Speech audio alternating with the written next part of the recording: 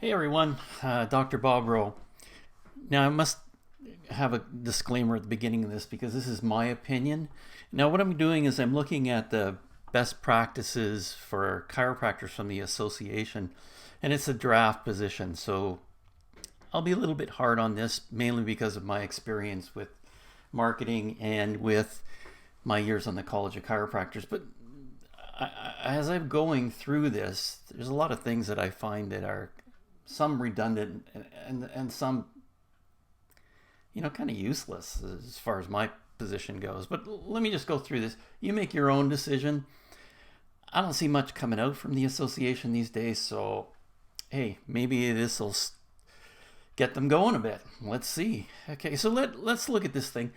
The reason this was done was because there was some chiropractors that were out there, doing some crazy business practices, charging people incredible amounts of money and signing them up to long programs. Listen, if you see some of your chiropractors colleagues doing that, have a talk with them. Find out why they're doing it. Are they that insecure about what they're doing, what they have to offer? Or is it a misunderstanding? Sometimes I get a lot of chronic patients that take months and months to get them back on track again. They seem to stick around with me, and I've got a long waiting list, so I must be doing something right. But let's just go through this. So let's talk about what best practices is.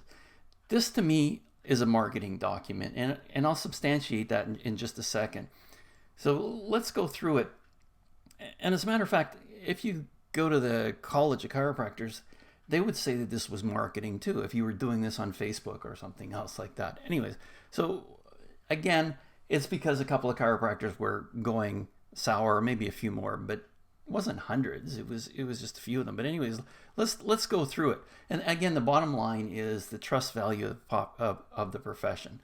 So the purpose was they wanted to highlight the attributes of a chiropractor, and there's nothing wrong with that.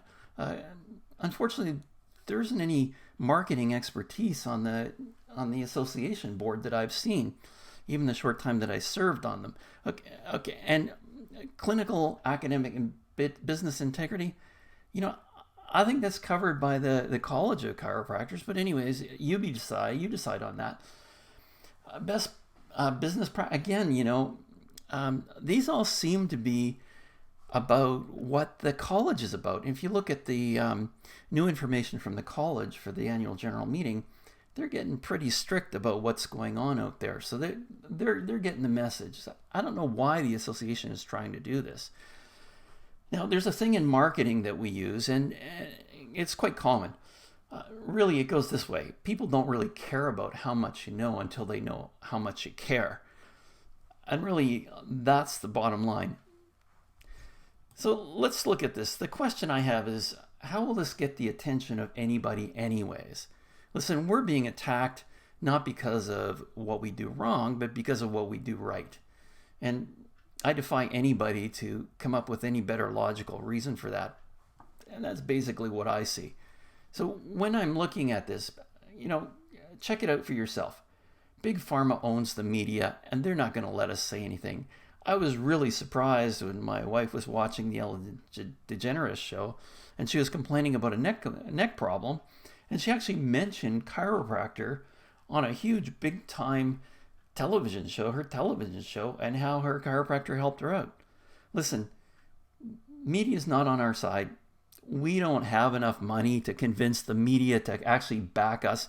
And I'll tell you, I could go for hours on my meetings with politicians and what they're doing, and they're not on our side either. We don't contribute enough to their campaigns. I'm not going to go any farther on that one. I'm going to stay with this. Okay, so let's talk about patient-centered care. Okay, that's a bit redundant. And again, there's a lot on the chiropractic website that covers a lot of this. If you want to direct your patients to that, or better still, go and do,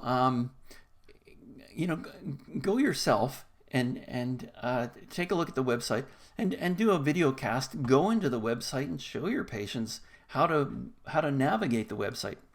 I can do that. I'll probably do that anyways. And under position statements, there's a lot of stuff that's covered there. in my estimation, I looked at the Ontario Chiropractic Association website. I really like that a lot better.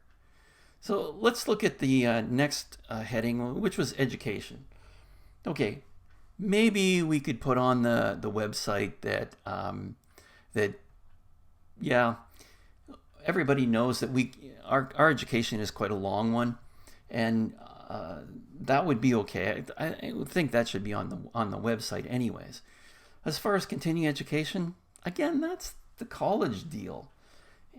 And again, people don't care about how much you know until they know how much you care. And as far as non-musculoskeletal conditions, why would you even bring that up anyways? I don't see a huge big group going to town on that right now. So no, I don't think so.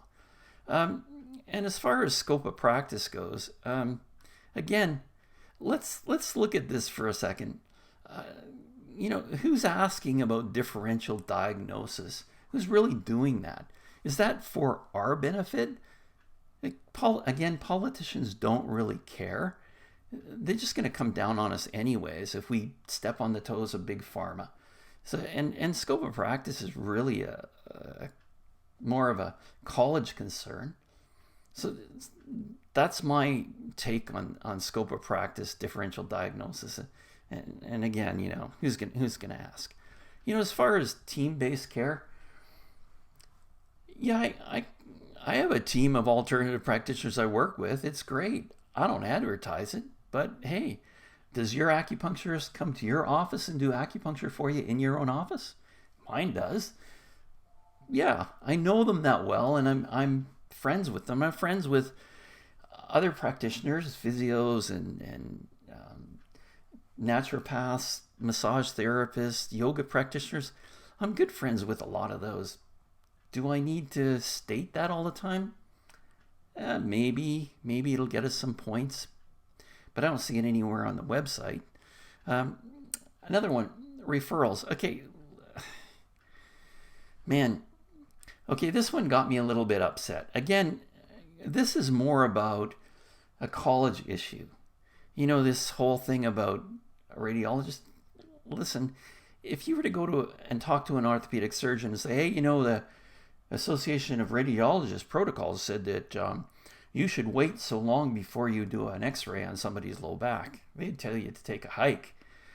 Same with the dentists. We have a specific approach that we do, musculoskeletal. It's, as far as I know, the nervous system controls the muscular system, and I think I have a bigger influence on the nervous system, because if I don't influence the nervous system, the muscular system that drives the human being isn't going to change anyways. And that's my own opinion. If you can prove me wrong, I'd like to see it, but once you cut off the nerves to the muscles, they don't work anymore. Just my point of view. So I used to get these huge, when there wasn't digital x-ray, I used to get these huge, big envelopes of, like, they were humongo envelopes, all these x-rays recommended by MDs, very few from chiropractors. I didn't get an envelope like that. There's no chiropractor that gave me an envelope like that. They give me very specific x-rays if I got them. Some of them not too up to date.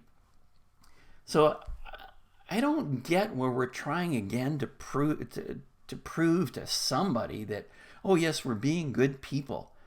Do we really need to get on our knees and suck up the politicians? They're not going to pay attention to us anyways. They just don't want us interfering with big pharma, because that's where they get most of their campaign funds. Again, prove me wrong on that one. Okay, let's go on. Code of conduct. Do we really have to mention that? Again, the College of Chiropractors looks after that. And take a look at the new information that's coming out for the annual general meeting. If you don't think they're on it, then I think you're missing it. But take a look. Don't believe me. Go and take a look. So, moral obligations. Yeah, I think we can do a better job on this, a better marketing effort than just putting a piece of number of papers together that my God, man, it's not going to influence anybody. Believe me.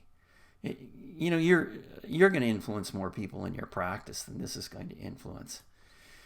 Okay, so evidence-informed practice. Listen, I've had a lot of look at this.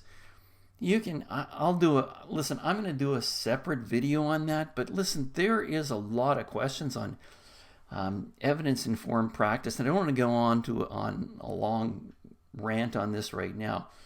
But one of the things that came up, chiropractors should follow existing standards for critical appraisal of research articles, such as levels of evidence in published peer-reviewed journal articles. Listen, I would have to phone up Deed Harrison, who's a reviewer for one of the big journals, and ask him to go through any paper that I'd seen to ask him for his opinion on it, because he's way more qualified than I am.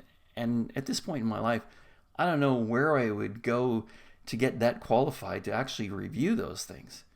And again, let me do the whole thing in medical care these days. Take a close look at it. Look up individualized medicine or personalized medical care, because that's where they're going with the new DNA evidence, all the things they're doing with biologic. I'll do one on that just to show you, but I know you don't have time to go through all this stuff. But hey, if you take a look at what chiropractic's been doing for all the years we've been around, hey, isn't that individualized care? Do you actually give the same adjustment to every single person that comes in? Just flop them down, crunch, crunch, lay on your left, lay on your right, lay on your back. Okay, see you later. I don't think so. I think we're much more refined than that. I think in the old days we could have done that, but hey, you decide on it. But I'll do one on individualized care later. But anyways, we'll go on. Vaccination, I can't comment on that. If I did, that would be a misrepresentation of marketing, and I'd get fined again for it, and I don't want to be fined again. So business practices, advertising and public relations, fee arrangements, and record keeping. I don't know. Did you do that? I think we all had to do that module on record keeping for the College of Chiropractors. God, that is a CCBC. Why are we getting into this stuff? And who is doing marketing for us anyways? Are we trying to convince somebody? What is the College of Chiropractors? Okay, go to the College of is the licensing and regulating body for the profession. All chiropractors must be licensed through the CCBC in order to practice in BC. The CCBC's primary responsibility is to protect the public. I sat on that board 12 years. I got that beaten into my head. The minimum standards of practice. They set minimum, and they're getting a little more aggressive at this. They're establishing guidelines and ensuring ongoing clinical competency. That's their stick. That's what they do. That's not what the association does. So let me just wrap this up here. I think this whole thing is misguided, and I don't think we should be beating ourselves up to try and convince somebody we think we're going to convince, and we certainly won't. There's a lot more we can do individually, and I love the group at the North Vancouver Island Chiropractic Society. They get off on looking at chiropractic from all different points of view. We don't exclude anybody when they come out to the meeting. We don't ask what technique you practice.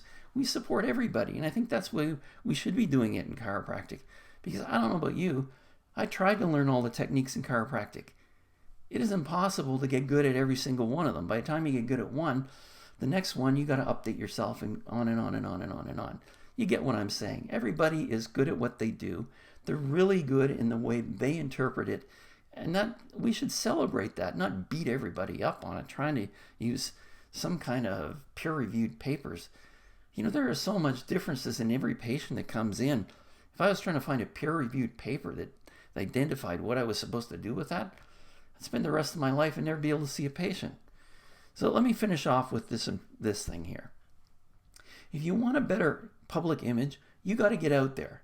And I'm saying it from experience. I'm out there in different community groups that do a lot of hard work in the community. And that's how I get recognized. They know what I stand for. And it's just I tell people when I join the groups, it's what I'm supposed to do as a chiropractor. That was my oath. I took an oath to prevent and alleviate human suffering. And I see a lot of the prevention thing going on in wellness groups that I belong to. And let me just leave you with this. The biggest and most important job in any business is getting in front of people. That's Gary Vaynerchuk. You want to look him up. He's one of the gurus in marketing these days. So you want to get out there. You want to be recognized. Go out there and do some community volunteering that focuses on what you represent as a chiropractor. I'll do some marketing videos on that. But listen, I'm not finding much in this whole best practices for chiropractors. We got to take a different look at this. Anyways, have a look at it. Again, prove me wrong in all of those things. I'd like to see some comments. Thanks again for listening.